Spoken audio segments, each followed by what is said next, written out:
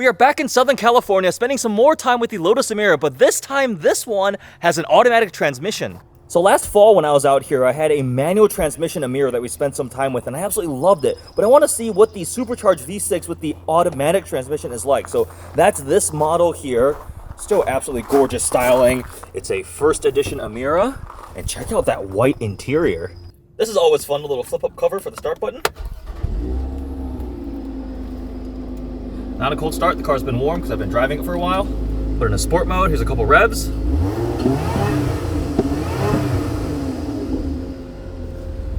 So CarPlay is acting up a little bit. I've disconnected, reconnected my phone, done that. I think I gotta key cycle the car, restart the whole infotainment screen. It won't load, but it lets us look at this performance little page. It's got the G meter circled there and is showing how much power and torque and boost is being used.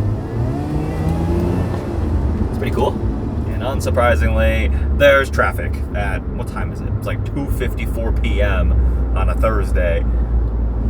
Thank you, Los Angeles. This is the reality of living in Southern California, I guess. We're taking a slight detour from the Lotus Emira. Picked up a Parker, and we're in a Z06 that's not my Z06. It's very weird sitting in the passenger seat of a C8 Z06. And it's blue. Yeah, it's the same color, too. How's your seat feeling? Oh, is that why I'm sweating? No. I am sweating. I thought I was just nervous. Oh my gosh. We used to do that all the time when we were in cars, especially in the summer. Or in the winter, it was less of an effect. You turn the cool seat on, right? You're already kind of cold, but in the summer... I genuinely was confused. I'm like, wow, I'm like really sweating right here. But I turned it on like 10 minutes ago. That would make sense. Cool. Awesome.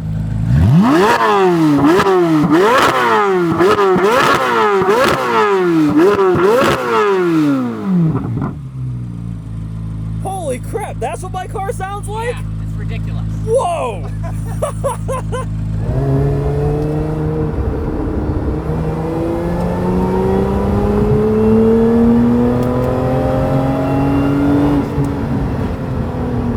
Fun first day with the Emira, but I am utterly exhausted. Currently running on 2.5 hours of sleep, flying in today, lots of driving, some traffic.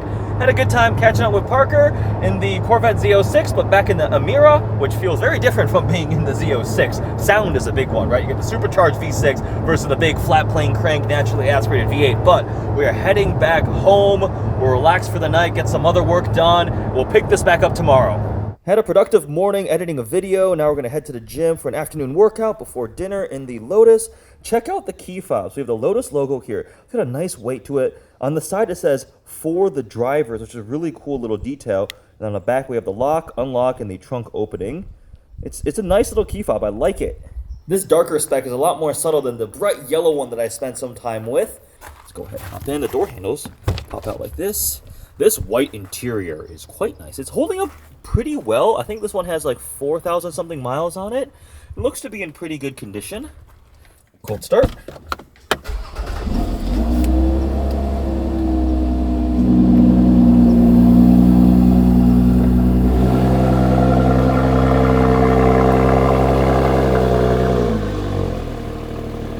Look how low the red line RPM is until everything warms up, 4,500. Just left the gym. This guy came and chatted about the Lotus. He thought it was cool. It's got a 997 manual. Definitely both of these are enthusiast cars. One of the most common questions I get when I'm in the Emira is this or a Porsche. That guy was asking about this or a 911, probably because he owns a 911, but this really goes up more against a Cayman, like a Cayman GTS with a 4.0, and it's hard to say anything against Porsche because like they're dynamically so good. I like the Lotus Emira Supercharged V6 with a manual transmission because it's a slightly different flavor, but I mean, you can't go wrong with either. He's got some cool wheels on that thing.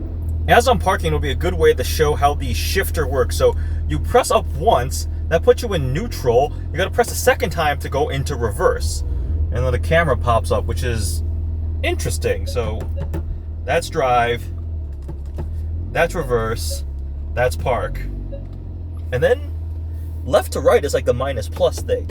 If you wanna use this for the manual shifters, or obviously you can use the paddle shifters here on the wheel. What is that noise? The world's most famous dentist has arrived in a Jeep Wrangler Rubicon. This guy loves his Jeeps for sure. Wow. This Eddie is like moving up in the world. I can't believe it. What? Dude, a Lotus? This looks sweet. This continues our trend of always getting to hang out in places that aren't home, I right? know. First Hawaii, now California. Now, yep, Cali. Come on, nice to see you. Hi. Check out the Lotus Emira. Amazing. That's man. my car for the week. I love it. Do you? Man, they gave you a car, huh? Why do you sound Dude, so surprised? Is Lotus still in business? I didn't realize that they're financially solvent still. Oh, yes. Prepare for the financial expertise from Dentite. Yes, they're doing I'm great. just asking, but They've got this new car. They've got an electric SUV. They've Beautiful. got electric hypercar. there's a lot of hair here, Eddie. Why is there Why is? hair? What do you mean there's I hair? was about to sit here. Look at this. That's- That's not what? my hair. It's like an eyelash or something. You pull That's teeth gross. for a living. That's gross. I don't want to sit on this with hair on there. It's because it's white. The white seats show everything. Just get in the car. Check it out. Oh my gosh. Oh man. Let me turn this on. I want to hear how it sounds. Where's the keys? Keys inside, yeah. Keys in here. Oh, Do you know how to turn it on? Wow, like a Lambo. It has Yeah. this red thing. Wow. Yeah, not bad. I mean, Toggle the okay. drive mode thing down. It's above the shifter. This on the one? right? No, that's the. This? No. Oh, here. There. Pull it down twice.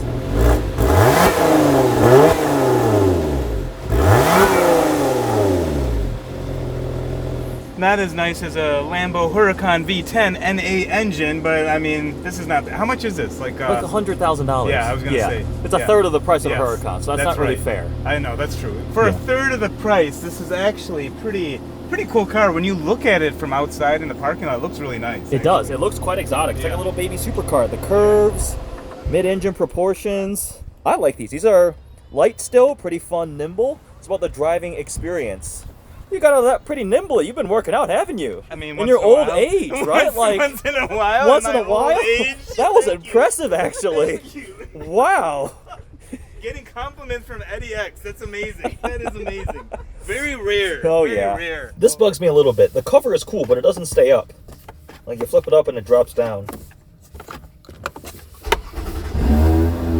No front lift, so if any driveways or like steep inclines, just take it very slowly at a sharp angle. There we go. Find ourselves a parking spot at the gym. That'll do. It's a small little car, so it fits nicely. Double tap. Takes a second for the rearview camera to pop up sometimes. I need to talk more about the paddle shifters because they look really nice, they feel nice, they're metal, but using them is very dissatisfying. There's not much like mechanical feedback. You just kind of pull it. There's not much travel. It's just not a very satisfying mechanical experience using the paddle shifters. We'll talk more about how they respond when we're doing a little more dynamic driving. There are a couple cool little details on the interior. So we have the little Emira logo there on the air vents. This one is a first edition, so you get a badge there. The white and black contrast. It's got the KEF or KEF, I'm not sure how to pronounce the name, sound system, which is pretty good in this car. We have the little drive mode toggle there, the play/volume button for your infotainment. We have some climate setting stuff there. And also, that's a cool little detail. On the selection of where the air is going, little dude has a helmet on, little race helmet. Same thing on the screen there. You get a little race helmet. If I go full screen there, see, that's a fun little detail. We have heated seats. First edition badge there with this little abstract looking like British flag pattern. Talked about the shifter, flip up, 2 cup holders. Tiny little storage bin right there. Seats have the Lotus logo there. And then back there you have the window, you can see the Supercharged V6. Steering wheel is flat bottom, has the Emira logo right there too. The full Lotus logo in the middle. Red stitching on this one. And this little touch sensor, which I think are pulled from Volvo because it's a lot of Volvo parts make it in here because same parent company, like window switches, the mirror controls, things like that. Yep. You can put your phone in here, but it's not a wireless phone charger. Well, I guess I can put it there, but then like, look, it's wedged because of the shifter here. Slide it in there. And because we don't have that manual linkage below like in the manuals, there's a little storage cubby down here, but I prefer this manual shifter that goes down and has that cool little mechanical window. There's also a little bit of a parcel shelf right here behind the rear seats. Good morning, coming out to a slightly damp Lotus Emira. I don't know if it's from the rain yesterday or the dew this morning. I love the way this car looks. It looks so exotic. I think better styling than some sports cars and supercars that are 2 to 3x the price point. The proportions, it's very, very, very exotic looking. It's like a little baby supercar. A lot of cues from the Avaya hypercar. There's a lot of functionality to the design too, so this is all sculpted for airflow. The intakes back here feeding that mid-engine 3.5 liter supercharged V6. You can see the engine there under the cover just slightly. The door handles don't pop out when you unlock it. You have to manually kind of toggle it and then pull it open. So the schedule for today, we're heading off to the gym for an early workout and then gotta grab some groceries for lunch. Then we're gonna take the Emira for a nice dynamic drive on one of my favorite driving roads in Southern California. Talk about how it compares to the manual transmission one, some other sports cars. Sounds like a pretty good day to me. All it changes for the drive modes is powertrain, exhaust, and stability control. The steering is fixed, the dampers are all fixed. So that's it.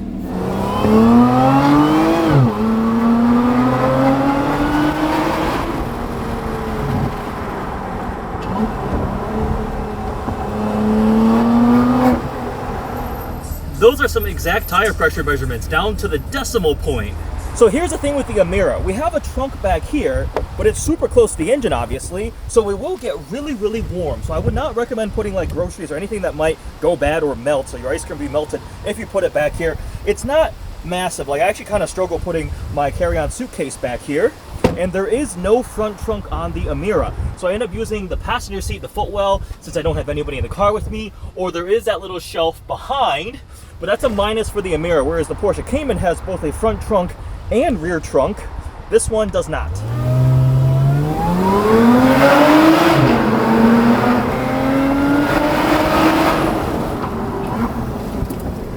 All right, time to have some fun. Let's go from tour mode into sport. So as a quick refresher, the Lotus Emira comes with 2 engines and 3 different transmission options. The 3.5 liter supercharged V6, which is technically a Toyota Camry V6 still, but it's supercharged. You can either get the 6-speed manual transmission, which we spent some time with one of those last year, or this one, the 6-speed automatic transmission, but it's a torque converter automatic. The other powertrain option is an AMG sourced 2-liter turbo 4. That gets paired with an 8-speed dual clutch transmission. So if you want a manual, you have to get the supercharged V6, but then there's 2 different automatic transmission options. The horsepower output for the supercharged V6 is 400 horsepower and 317 pound-feet of torque, which is actually 7 more pound-feet of torque than the manual. The manual is 310 pound-feet of torque, so torque converter auto gets you just a little bit more torque. But 400 horsepower is a nice amount of power for this car. This is definitely more of a momentum car. It's more of a mid-speed, right? It's not an all-out power sports car. It definitely suits the personality of it. But first things first, obviously the difference between this and the one I drove last year is a transmission. So we should talk about how this transmission is. I don't love it.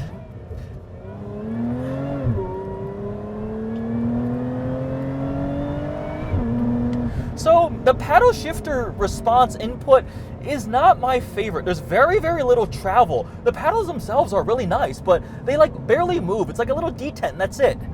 You might as well be pressing a button, right? And they're not the quickest to respond. Upshifts and downshifts. So there I'm holding second gear. There's just a little bit of lag. Press, there's a downshift. I'm gonna pull the paddle. And there's the upshift. There's just a little bit of hesitation. Whoa, what was that? That was kind of weird. That was an upshift to 4th, and it like gave me an extra bit of rev. So it's an aged torque converter automatic. It's not as good as the ZF8 that you'll find in a lot of modern sports cars or a newer dual clutch transmission. I do miss the manual transmission because I loved the Emira with the 6-speed manual and the supercharged V6. I'm in sport right now, but let's go all the way up into track mode. And there's only 3 parameters that change: powertrain, exhaust, and stability. So it doesn't have any changing weight of the steering. We don't have adaptive dampers. It's very, very simple when you go through different drive modes. Really just like lowering the threshold of stability and maybe the powertrain mapping and how aggressive your throttle response and things like that are. There's first gear.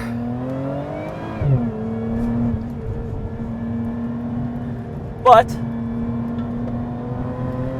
even with the 6-speed automatic transmission, the Emira still has all the great qualities that I love about it. The hydraulic steering,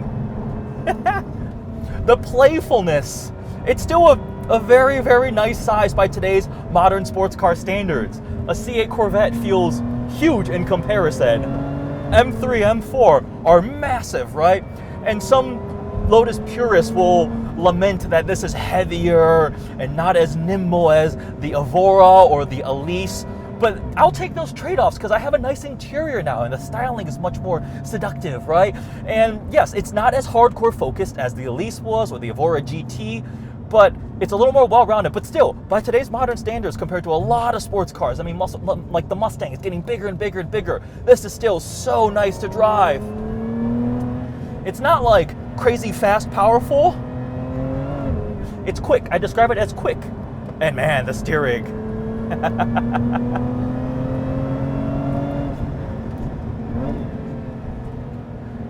I love this road too. This is such a fun road.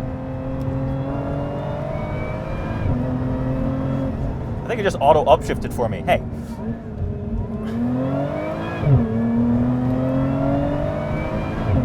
Okay, so I wanted to test that. I'm in manual mode right now and it is auto upshifting. It will not let you bounce off the rev limiter. I'll show that again. First gear, please. First gear. So that wasn't me, it's upshifting. The Emira comes in 2 different flavors. You can get either a touring like this one or the Sport. I haven't driven the Sport, but I heard it's too firm for the road, right? Because it's fixed dampers and everything. They just make it a lot stiffer, and it comes on Cup 2 tires, whereas this is on the Goodyear like summer tires. So this is a much more well-rounded one, and I think this is a good balance for driving around town. If you're going to track it, yeah, you'll probably want to get the Sport with the more aggressive rubber, but I think the Emira's personality is the perfect day-to-day sports car, occasional use, and then canyons. I think this is just the perfect car for the California canyons, these curvy back roads. I think after I drove the manual one, I told all my friends, like, if I ever move out to Southern California, I am buying a manual supercharged V6 Emira as my canyon car, because it's so much fun. You get the mid-engine layout, it's nimble, it's actually pretty rear bias in terms of the weight too, and I just was utterly infatuated with the car. I've been spending the past week just living with it day to day, going to the gym, running errands, sitting in traffic. Now we're out on a dynamic drive. It still has all the great qualities. This thing is still so fun to drive. But I'd order with a manual transmission. If you want an automatic, I think try out the AMG 2-liter. I haven't driven that yet. I don't think they've made it stateside yet. They're still maybe waiting regulation. They just started delivering Emiras to customers. I know a lot of people who had money down with deposits waiting for their cars waited a very, very long time, and I know some people were getting impatient, but deliveries finally have started. In between when I drove the yellow manual one and this one, customers are getting their cars, but no 2-liter yet.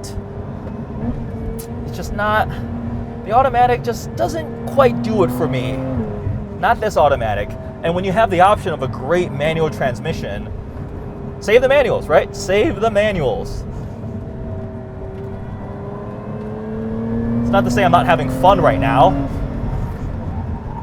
I did feel in day-to-day driving, sometimes the transmission was a little clunky. It wasn't that quick to respond. So again, it's not the best torque converter auto, but we have a solution. Buy the manual. Living with the Lotus Emira automatic is just an entire advertisement for buying the manual transmission. Curb weight's like 3150, mentioned a hydraulic steering, and I think it strikes such a good balance between day-to-day sports car. It's got a livable, like, nicer interior now. The styling looks really, really premium, upmarket, but it still has that fun, right? It has gone away from the hardcore Lotuses. I expect there will be probably maybe an Emira GT. There will be some special editions, right? This is supposed to be the last gas engine Lotus. You see the other things are moving to EV. They have the Avaya hypercar, the Elettre, which is all EV crossover, and then there's the Amaya, I think that's what that one is called, the crossover, the kind of sedan looking one. So I really do hope they do a couple more special versions of this to just an iconic series of little British sports cars.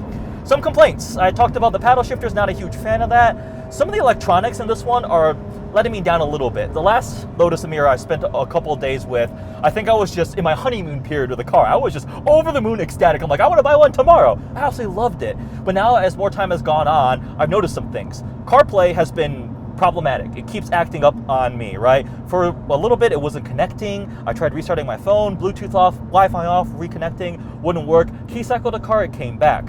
When you toggle through the drive modes, it's not like a one-click thing. There's a lag to it, right? You gotta like do it twice, sometimes a little toggle there. I noticed sometimes going into reverse, the backup camera actually take like a second-ish to pop up. Just little like electronic complaints from that regard. It does have more modern tech. We have a 10.25-inch infotainment screen. It's very simple, but it's got some cool information. It's very, very easy to use, so that's a good thing. I love the little race car helmet on the climate control guy. The full digital cluster here, again, very, very easy to use. It's pretty impractical. I showed you guys with the grocery trip, right? You just have that trunk in the back, which you're not going to want to put much, and it doesn't really fit that much. Luckily, I've been just by myself in the car, so I can put a bunch of stuff in the passenger seat. But like, if my girlfriend was with me and she was riding there, I don't know, we'd have to pack really light for like a weekend trip away. And knowing her, the entire trunk would be full of shoes, so it'd be hard to pack very lightly. They say 0 to 60 in 4.2 seconds. Feels about right. The power doesn't overwhelm the chassis. It's just about throwing it through those curves. So again, we come back to the question that everybody asked: this or a Porsche Cayman GTS? And it's so difficult to answer because they're both good in their own ways, right? The Porsche feels more precise, less fun, like from a character standpoint, right? So objectively, you could really make so many arguments for a Cayman. It's always so difficult to argue against a Porsche in any category, whatever category they're in, whether it's the 911, whether it's the Cayman Boxster, Macan, Panamera, Cayenne. They just do things really, really well. But there is something to be said about having a car that might not be absolutely perfect in every regard. It gives it a little more character. It's fun. It's unique. It's got its own flair. I think this looks way better, right? I'm not a huge fan of the regular Cayman styling right now, or the Boxster, unless you're getting a Spider or a GT4 RS type of thing. I'm not a huge fan, but this is just beautiful. The proportions, the curves, the lighting, it looks like a little baby supercar. So from that regard, for me, sports cars, they have to look good. I have to walk away in the parking lot and want to turn around and take a dozen pictures, right? That is really, really important to me, and I think this checks that box. The powertrain is definitely unique and interesting. So, yeah, Camry V6, but it's got a supercharger on it. I think they did a couple revised internals, and you'll know it probably will just work and work and work. You could pull some nice G's through some of those turds too. Let me swipe down. Where's my little 1.2 G's? Okay, that's not bad. Oh, that was a slow downshift. Yeah, I'm just being let down by this transmission. Tires squealing for mercy.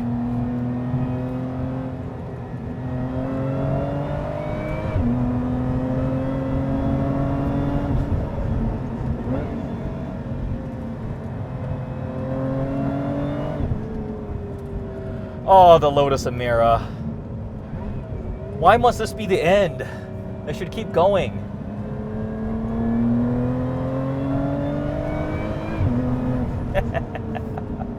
Whew.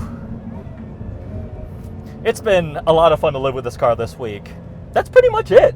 That's a pretty good summary, I think, of how I feel about the Lotus Emira with the 6-speed automatic transmission. I am dying to try out the AMG 2-liter because it's 360 horsepower, 317 pound-feet of torque, and it's almost as quick. I think they say like 4.4 seconds at 60. This is 4.2, so it's almost right there, and that's boosted, right? So also you get the torque, and the 8-speed dual clutch is a lot better than this 6-speed automatic. So I'm really, really curious to see what the 2-liter is like.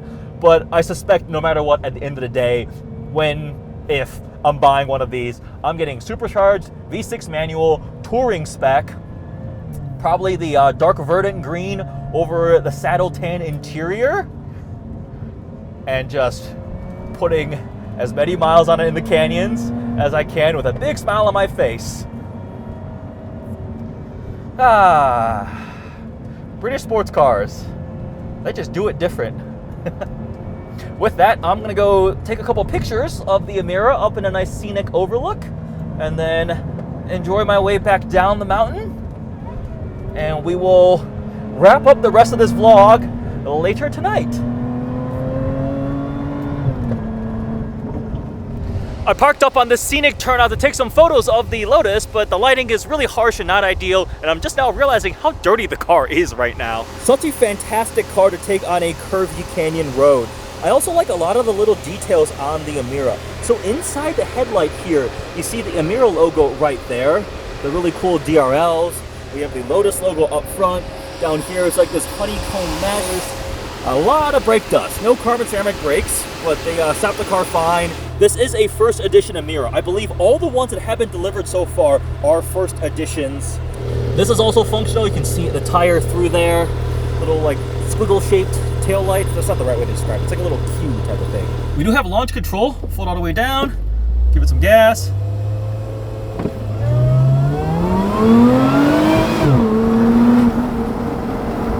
Not super dramatic. Wrapping up my time with the Lotus Emira. This car still checks so many of the boxes that I love about the Emira, even in automatic transmission form. The styling, just absolutely gorgeous, seductive styling. The handling, driving dynamics, the steering.